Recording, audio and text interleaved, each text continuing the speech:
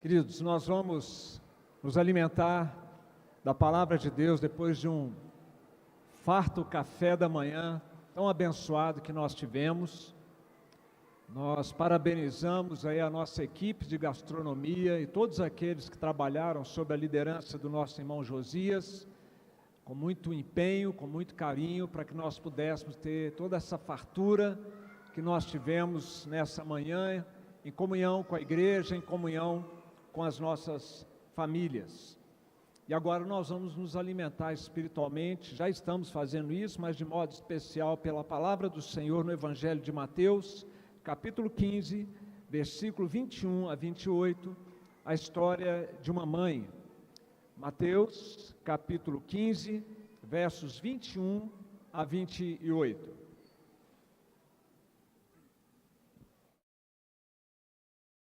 A palavra de Deus nos diz: partindo Jesus dali, retirou-se para os lados de Tiro e Sidom.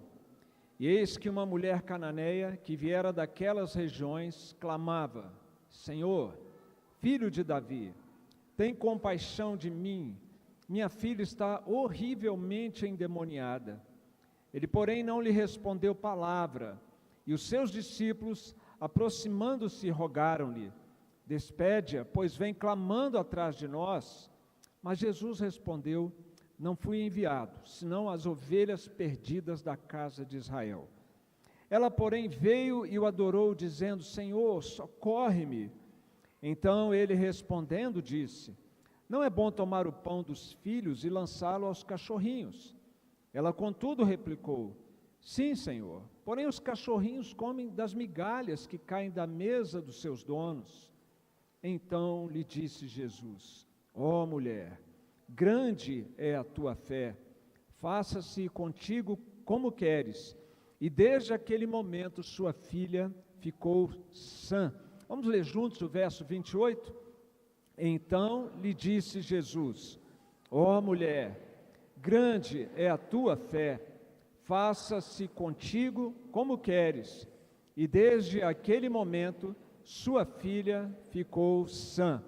Senhor, nós ansiamos por ouvir a tua voz agora, por meio da tua palavra, apesar de nós, com todas as nossas limitações, para expor a palavra, para ouvi-la, para compreendê-la, para vivê-la, mas nós sabemos que é a ação sobrenatural do teu Espírito Santo, que aplica ao nosso coração tudo aquilo que Cristo alcançou para nós na cruz, inclusive o discernimento da verdade e a capacidade de ouvir a sua voz. Fala conosco, em nome de Jesus. Amém. Crianças, hoje vocês vão ficar aqui no templo durante a mensagem, e o momento do culto é um momento de reverência, um momento de silêncio, de atenção. Então nós vamos todos procurar a ficar calmos durante essa manhã. Temos muitas crianças aqui presentes. Peço aos adultos também que evitem ficar se levantando, indo ao banheiro. Nós vamos ter aqui alguns minutos de exposição da palavra, dá para segurar um pouquinho, né? E com isso a gente consegue ter um ambiente propício para nós ouvirmos a voz do Senhor. Papai, mamãe, ajude também a manter os filhos em silêncio, atenciosos. Se não há ainda pela idade a condição de acompanhar o raciocínio, que eles se envolvam em alguma atividade, nós temos o nosso caderno de culto para as crianças alfabetizadas e aquelas ainda não alfabetizadas também, onde elas podem desenhar algo relacionado com a mensagem. E, portanto, vamos fazer todos aqui um esforço conjunto para um momento proveitoso de ouvirmos a voz do Senhor. Meus queridos, qual tem sido o prestígio da maternidade em nossa sociedade? Vocês notaram que as músicas que a Glênia anda fazendo só fala de gravidez agora, de gestação? A Glênia está aqui ainda ou já foi para a igreja do Jardim Botânico? Foi, né? Porque tem uma outra homenagem, uma outra participação das crianças lá no Jardim Botânico, onde o esposo dela é pastor, e eles vão também cultuar a Deus e agradecer pela vida das mamães. mas a Glenn agora só pensa em gestação, é óbvio, né? Está grávida, graças a Deus por isso. Também na nossa casa nós estamos muito felizes, esperando a chegada de mais 2 netinhos, já temos 3, Gleides e eu, e aí vão agora chegar mais 2, a Alice está ali, a qualquer momento ela levanta e vai para a maternidade ali, já está assim, a gente já não falta mais nada, só o Senhor conceder o chamado à vida, e o Adriano vai estar chegando, daqui a mais um mês o Gabriel. Que bênção nós vemos na igreja. Essa semana fui visitar ontem o Samuel, filho do Jales, filho, e da Nina. Então, que bom, que coisa boa. Nós temos tido aí uma média de 25 crianças por ano nascendo em nossa igreja. Isso é muito bom. Mas, meus irmãos, isso não corresponde, isso que nós vivemos aqui, graças a Deus, não corresponde ao que a gente vê na sociedade brasileira, mundial, de modo geral, quando a gente percebe uma desvalorização da maternidade. E triste é que, às vezes, tem membros da igreja que pensam, influenciados por essa cultura anti-filhos do nosso mundo. Eu fiquei muito chocado dias atrás, quando eu soube, por meio de uma família querida, um casal querido que está chegando em nossa igreja, vindo de uma seita, eu não vou mencionar o nome, mas nessa seita os obreiros são proibidos de terem filhos, porque filhos atrapalham a obra de Deus. O pastor Davi e o pastor Diego, uma hora dessa, estavam desempregados, né? Se fosse lá, não pode ter filhos. E tem uma outra grande igreja também, igualmente sectária, né, que proíbe que os seus líderes se casem e tenham filhos. Tanto num exemplo quanto no outro, os líderes estão dando um péssimo exemplo, um exemplo negativo, né, de desvalorização do casamento e desvalorização da procriação e da maternidade. Então nós temos que aproveitar, eu gosto de aproveitar esses dias das mães, para encorajar os irmãos aqui, que já estão nessa fase, ou a que virão a estar, para que tenham filhos. Tive alegria, alguns anos atrás, numa classe de EBD, naquela primeira aula ali de apresentação dos alunos, né, de um deles dizer, o meu nome é tal, minha esposa é tal, nós temos 2 filhos, e nós estamos esperando um 3º filho, graças a uma pregação do pastor Marco Antônio. Então, quem sabe, né, quem sabe, já aí essa semana já vamos ter algumas encomendas aí. Meus queridos, apesar das lutas da criação de filhos, eles são muito fofinhos, né? Principalmente quando eles estão dormindo, mas apesar das lutas com a criação, o desenvolvimento, a educação, nós vivemos num mundo caído, com pais que são marcados pelo pecado, filhos que nascem também com a herança do pecado nos seus corações. Nós não podemos deixar de afirmar que esta é a vontade de Deus, que casados, tenham filhos, e esta é a vontade. Se esta é a vontade de Deus, então nós não podemos pensar de outra maneira, a não ser que ela é boa, que ela é perfeita, e que ela é agradável se ela for conduzida de acordo com a palavra do nosso Deus. Não posso então deixar de desejar aqui um feliz Dia das Mães, para todas as mães que estão aqui, aquelas que estão esperando aí para as próximas horas, a Nina, que foi mamãe essa semana, e todas as demais que também nos acompanham remotamente. O texto bíblico nos fala de uma luta de uma mãe, e fala da sua experiência vitoriosa de fé por meio de Jesus Cristo, ou fé em Jesus. Vamos aprender então com esta mãe, a sua luta, a sua vitória por meio da fé, aquilo que as mamães podem levar para casa nesse Dia das Mães. Nós podemos ensinar a partir de uma passagem como esta e de tantas outras na Bíblia, que a maternidade é um presente de Deus para a mulher de fé. A maternidade é um presente de Deus para a mulher de fé. Não quer dizer que aquela mulher que não é mãe não tenha fé, não é isso, mas aquela que tem filhos, aquela que virá a ter, ela tem diante dela uma caminhada maravilhosa, encorajadora de fé por meio de Jesus Cristo.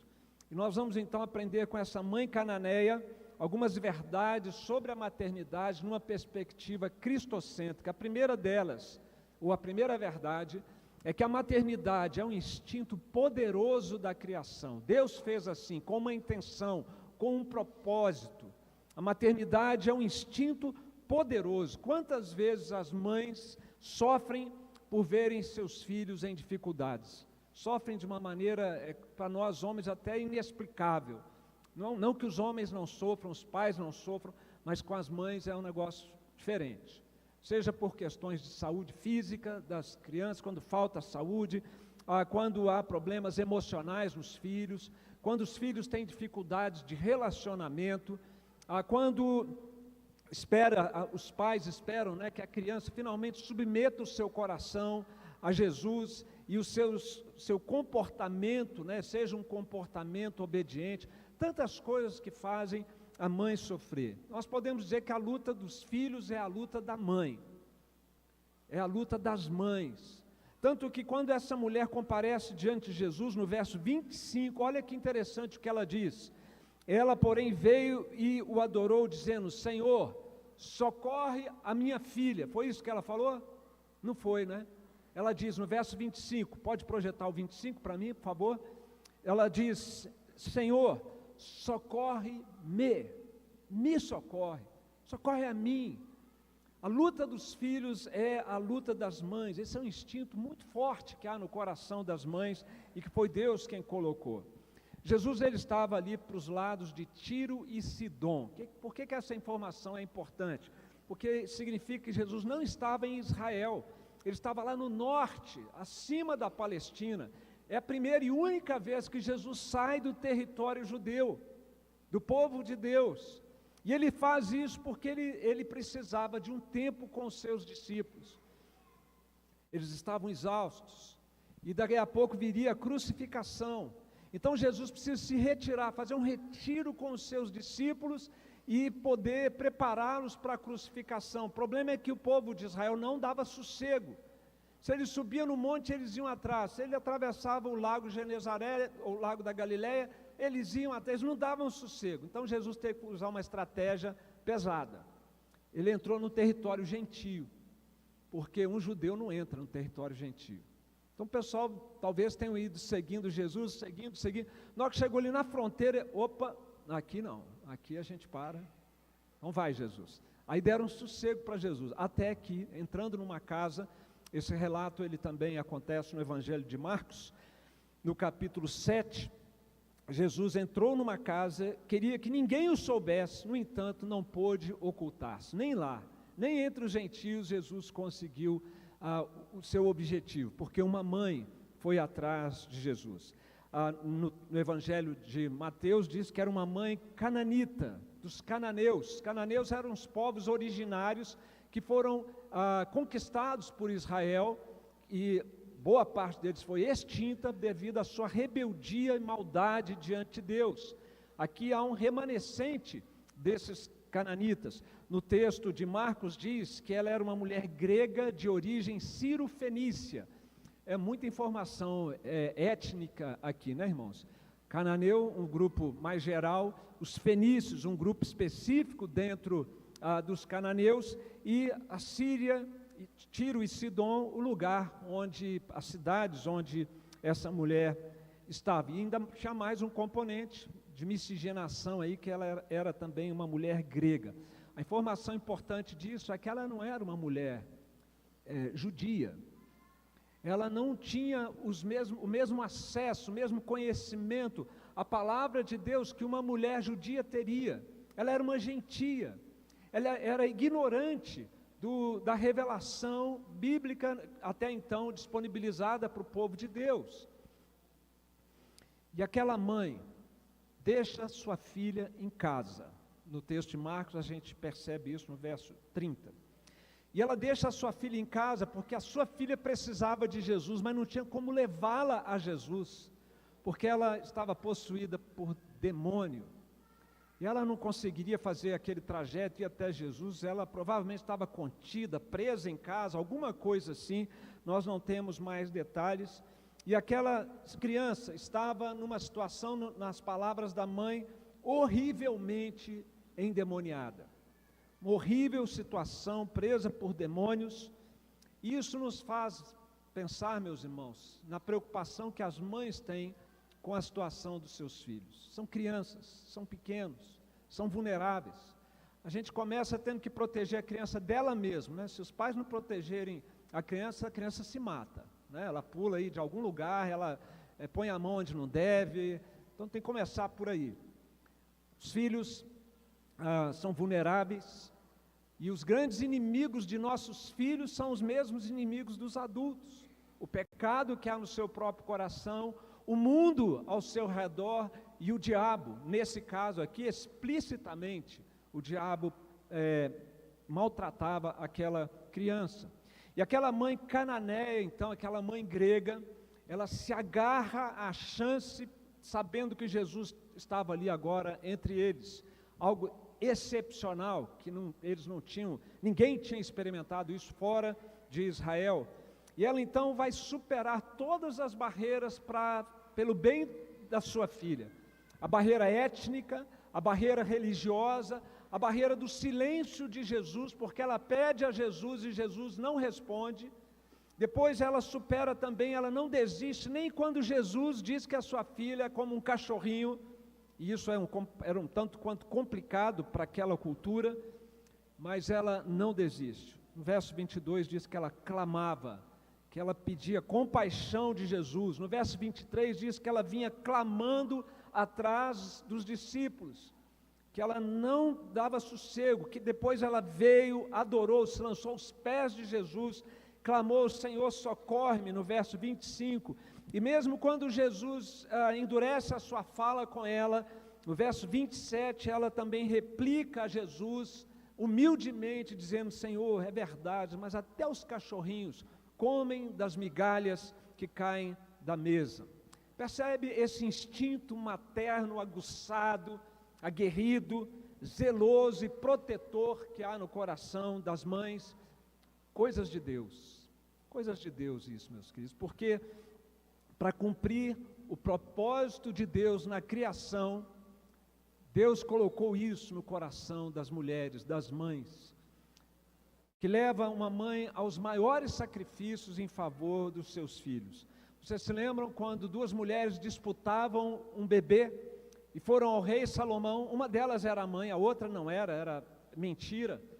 E aí Salomão manda então dividir a criança no meio.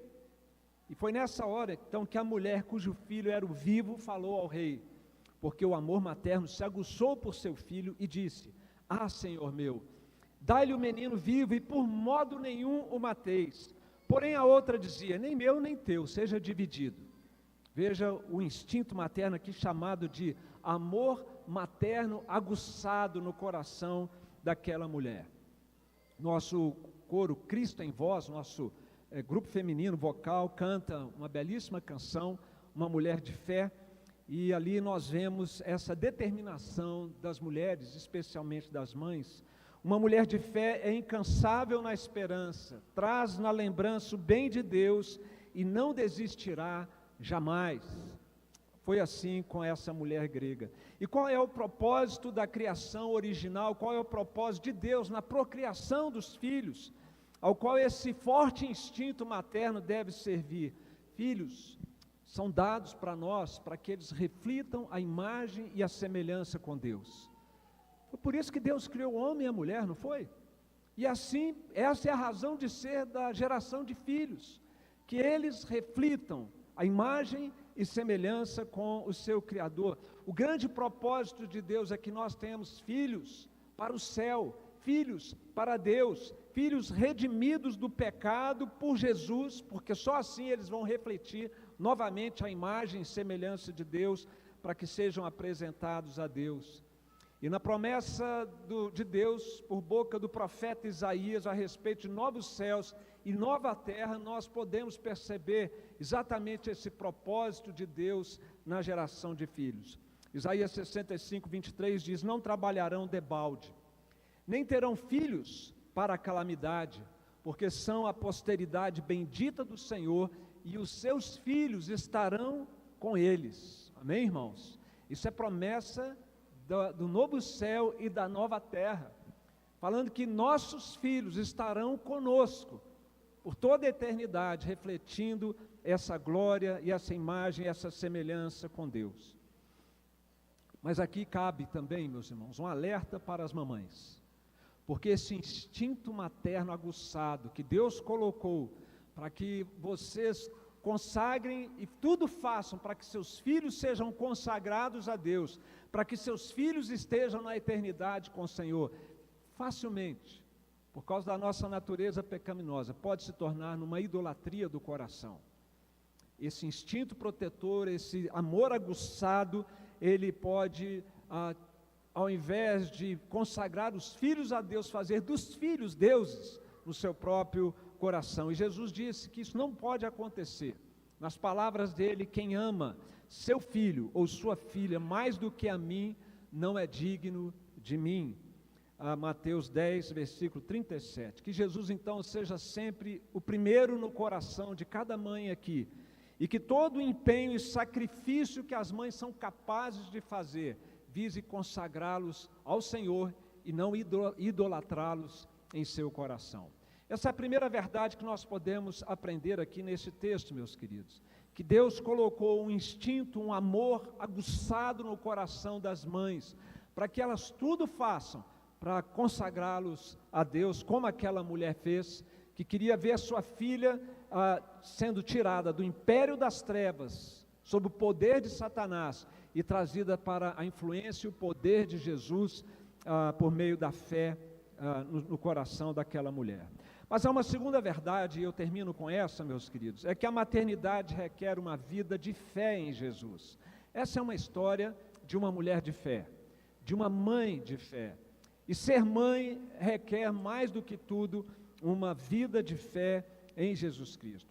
Aquela mulher que nós não sabemos o nome, uma mulher grega, cananita, sírio-fenícia, ela precisou de fé, uma fé perseverante, para lidar com tudo que veio diante dela. Primeiro, para lidar com o caos que ela estava vendo na sua vida familiar, por causa da situação da sua filha.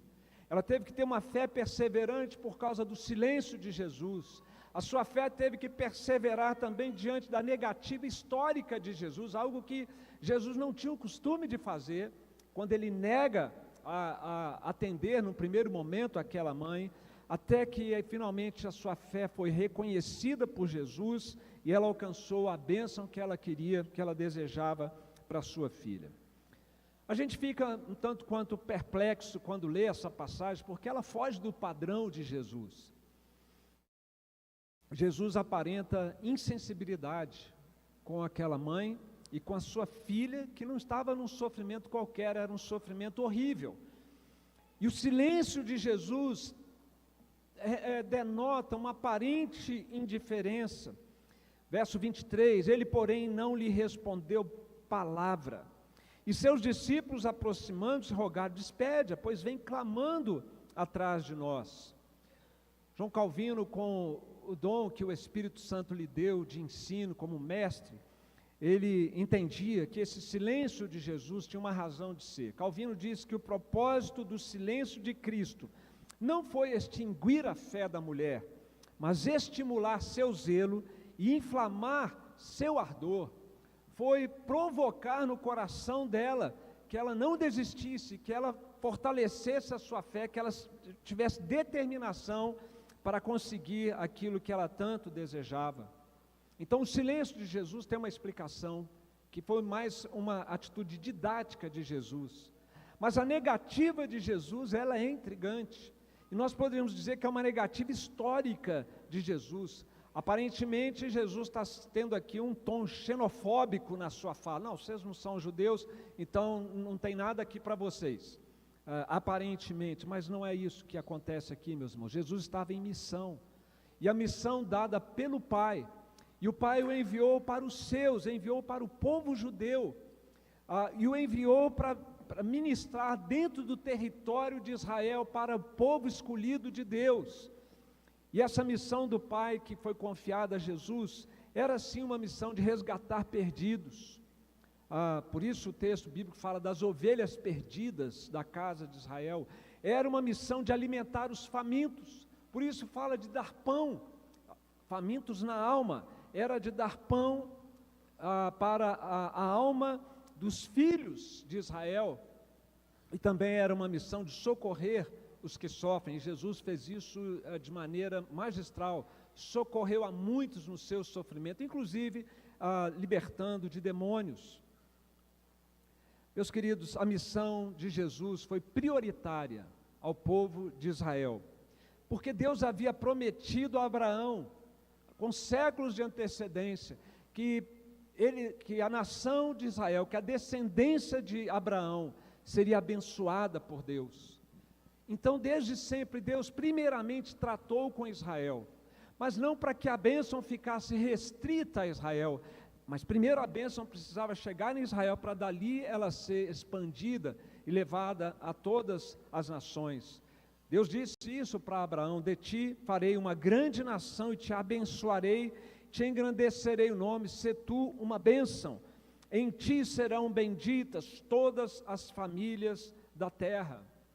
E foi então o que aconteceu. Jesus veio para os que eram seus, mas os seus não o receberam.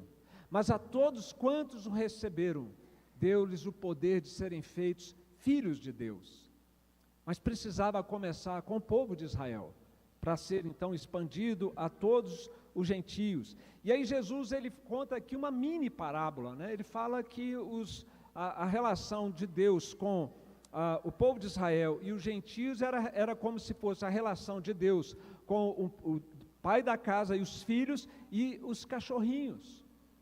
É pesado isso, mas essa é a nossa condição. Todos nós somos indignos diante de Deus, e mesmo sendo indignos, nós gentios, o Senhor se afeiçoou de nós e enviou o seu Filho para morrer por nós. Não que Israel fosse mais digno, mas é porque Israel foi o povo escolhido de Deus. E aquela mãe não desiste, como nós vimos, e ela então insiste: ok, Senhor, ainda que sejamos cachorrinhos, nós precisamos da sua bênção, que sejam migalhas, mas as migalhas já são poderosas o suficiente para satisfazer a nossa alma e transformar a nossa vida e transformar a vida da minha filha. Portanto, a negativa de Jesus, essa negativa histórica, tinha muito mais a ver com o timing, com o momento. Aquele era o momento de Deus ministrar ao povo de Israel. Depois da ressurreição de Jesus, ele envia os seus discípulos judeus para todas as nações. E aí Paulo vai escrever lá na frente, na sua carta aos Romanos: pois não me envergonho do Evangelho, porque é o poder de Deus para a salvação de todo aquele que crê, como aquela mulher, primeiro do judeu e também do grego. Olha que interessante, é primeiro do judeu, mas é também. Nós não somos excluídos como gentios, e também do grego, e aquela mulher era grega. O tempo da libertação e da salvação dos gentios, dos gregos, dos bárbaros, dos brasileiros e de todos nós estava chegando, e para ela chegou até antecipadamente, quando Jesus atravessa o território judaico e chega ali naquelas altas regiões onde ele encontrou aquela mãe. Mas o detalhe, para a gente ir terminando, meus irmãos, é como ela foi capaz de lidar com aquela situação familiar. Como que aquela mulher, tendo tão pouco conhecimento das Escrituras, ela conseguiu, de maneira acertada, solucionar o problema da sua filha. E a resposta é simples: pela fé. Toda mãe precisa de fé em Jesus para criar seus filhos e poder consagrá-los a Deus. Uma mãe precisa de fé em Jesus para lidar com os desafios, que são tantos, que a maternidade proporciona. É aquela mãe gentia, com tão pouco conhecimento, se ela teve fé, isso é uma prova, meus irmãos, é uma evidência daquilo que a Bíblia ensina, que a fé não é um mérito, a fé não é uma habilidade pessoal, a fé não é uma virtude que a gente nasce com ela, mas é uma dádiva de Deus, é um presente de Deus, é a graça de Deus, e não o lugar ou a religião ou as habilidades que faz uma pessoa tornar-se crente. A gente percebe que mesmo vivendo na costa, lá no litoral de Tiro e Sidom, ali ainda tinha lugar no reino de Deus uma mulher de fé. A fé é uma dádiva de Deus, isso não vem de vós, é dom de Deus, está escrito em Efésios 2, capítulo 8, e aquela mãe então, ela manifestou diante de Jesus todo o seu desespero em fé, e adorou a Jesus, chamando-o de Senhor, e detalhe, chamando Jesus de filho de Davi. Essa é uma expressão típica do Messias. É impressionante como que uma gentia, sem o conhecimento da palavra de Deus, percebeu que ali estava o Messias prometido de Deus, e ela o chama de Senhor, ela se curva diante dele. É isso que a fé faz, reconhece em Jesus, o Filho de Deus, o Filho eterno de Deus, aquele que morreu pelos nossos pecados, e a fé se curva em obediência e em adoração diante de Jesus. E porque ela confiou nele? Confiou nele com o seu poder. A virtude, o mérito não foi da grande fé, foi de onde essa fé foi colocada. Jesus, com o seu poder, então, atende o desejo daquela mãe, e ele determina a libertação daquela menina que não estava ali, de modo remoto, uma expressão que nós conhecemos bem hoje em dia. Então Jesus diz no verso 28, ó mulher, grande é a tua fé, faça-se contigo como queres. E desde aquele momento sua filha ficou sã.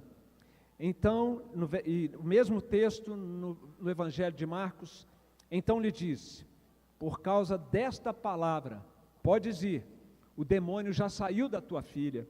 Voltando ela para casa, achou a menina sobre a cama, pois o demônio a deixara. Essa fé vitoriosa que a mãe cananeia teve, que nos inspira nesse Dia das Mães, a encorajarmos as mamães aqui presentes, a viverem uma vida de fé em Jesus. Nós vamos precisar da ajuda de alguns homens aqui, por favor. Estão chegando com a cadeira ali.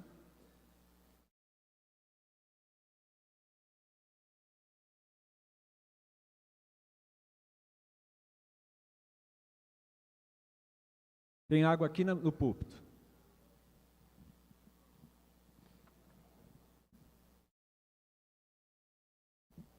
Theo, diminui a temperatura.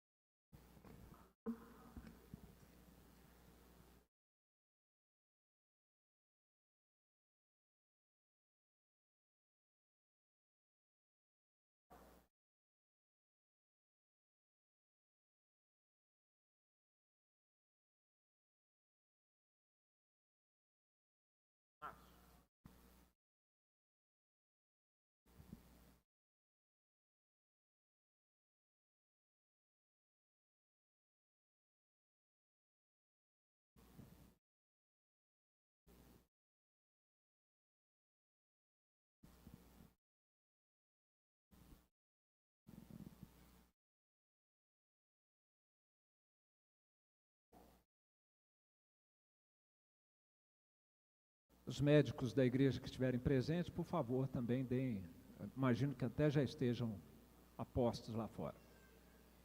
Okay. Muito bem, gente, vamos continuar, daqui a pouquinho nós vamos ter notícias e vamos orar pela nossa querida também. Finalizando aqui, meus irmãos, a maternidade então requer uma vida de fé em Jesus. Criar filhos é uma missão desafiadora, quando se trata da saúde deles, da segurança dos filhos, do futuro deles, da salvação deles, da mudança e transformação do coração deles. E mamães, vocês sabem o que eu vou dizer aqui, que há momentos em que você não sabe o que fazer, e não tem recursos próprios para lidar com determinadas situações envolvendo os seus filhos. Todos os nossos filhos precisam de Jesus. E são as mamães, claro, que junto com os papais, que vão levá-los a Cristo, que vão consagrá-los ao Senhor. Jesus é o pão da vida, que dá o pão aos seus filhos e até aos cachorrinhos. Jesus é aquele que vai em busca dos perdidos, para resgatá-los, as ovelhas perdidas. Jesus é aquele que protege do mal os nossos filhos. Nós precisamos de Jesus na criação dos nossos filhos e precisamos então caminhar em fé, colocando nossos filhos nas mãos do Senhor. A mãe que crê em Jesus busca o bem dos seus filhos. Talvez tenha que lidar com o silêncio de Jesus em alguns momentos, com a impressão de que Jesus não está respondendo, mas ao final, alinhadas com a vontade de Deus, as mamães vão poder ouvir de igual modo: ó mulher, grande é a tua fé, faça-se contigo como queres. Que seja assim, mamães, para a glória do nosso Deus na vida dos nossos filhos e também dos nossos netos. Nós vamos cantar uma estrofe de um hino. Simone está por aqui? Está aqui? Simone, por favor. Vamos cantar uma estrofe de um hino que fala da fé contemplada. Nos coloquemos em pé, meus queridos, apenas a primeira estrofe.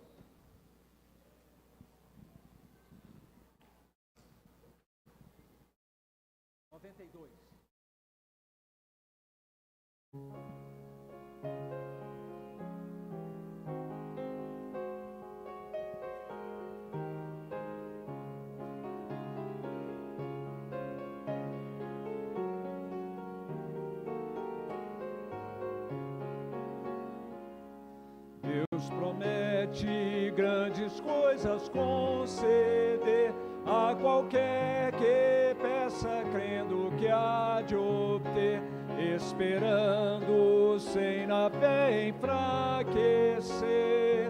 O Senhor a fé contemplará, tua fé Jesus contemplará. Sim, o que Jesus promete dar, Ele vê o coração e responde à petição. Tua fé Jesus contemplará. Pode se assentar, meus irmãos. Queridos, quando nós ouvimos a palavra de Deus, nós somos chamados a uma resposta. E a nossa resposta deve ser sempre de consagração da nossa vida ao Senhor. Aqui nessa manhã festiva, de Dia das Mães, para fechar com chave de ouro, nós temos uma família que deseja consagrar a Deus, não apenas ao papai, à mamãe, mas também aos filhos. E eu quero chamar então aos nossos queridos irmãos André e Amanda, que vão consagrar a Jesus